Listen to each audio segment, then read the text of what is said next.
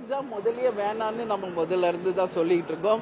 But central government வந்து நிச்சயமாக NEET எக்ஸாமை நம்ம வந்து எடுக்க முடியாதுன்னு அவங்க சொல்லிட்டு இருக்காங்க. என் அம்மா பொறுத்த வரைக்கும் அனைத்து மாணவர்கள் கருத்தை கேட்டு உண்மையிலேயே நீட் எக்ஸாம் வேணுமா வேணாமா ஒரு தெளிவான முடிவு எடுக்கணும்.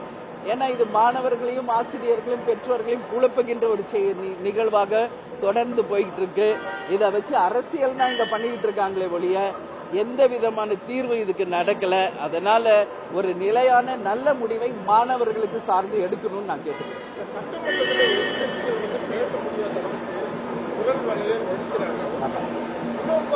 சபாநாயகரே என்ன சொல்றாருன்னா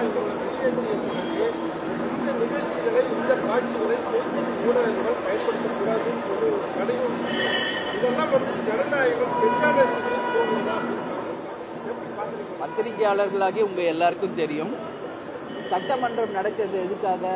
மக்களுடைய பிரச்சனையை பேசுறதுக்கு தான் சட்டமன்றம். மக்களுடைய வரி பணத்துல தான் அந்த சட்டசபையே நடக்குது. அப்போ அங்க போய் மக்கள் பிரச்சனை பேசக்கூடாது, ஏதாவது இதை பேசணும்னா அவர்களை அவை காவலர்களை வச்சு வெளியேற்றுறது எந்த வகையில நியாயம்?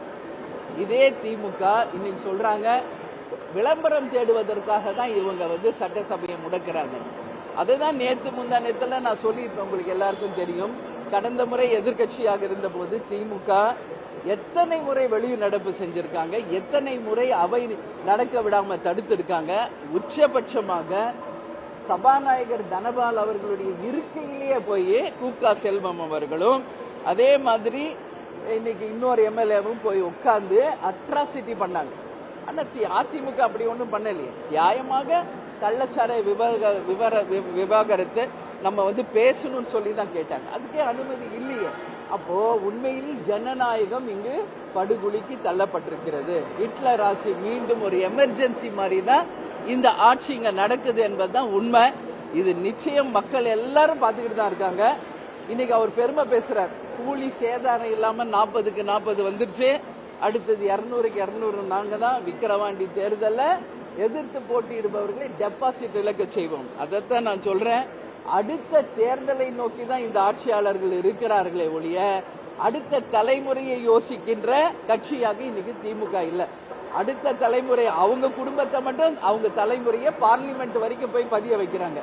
கலைஞர் பேரு, ஸ்டாலின் பேரு, அடுத்து உதயாநிதி பேர் வரைக்கும் பார்லிமெண்ட்ல அவங்க எம்பிஸ் எல்லாம் பதவி ஏற்கிறப்போ அவங்க தலைமுறைக்கு பாதுகாப்பையும் இன்னைக்கு நிலை நிறுத்துறாங்க. தமிழக மக்களின் வாழ்வாதாரத்திற்கு என்ன எதிர்காலத்துக்கு இந்த விட்டு செல்கிறார்கள் என்ற கேள்வி நான் கேட்கிறேன்.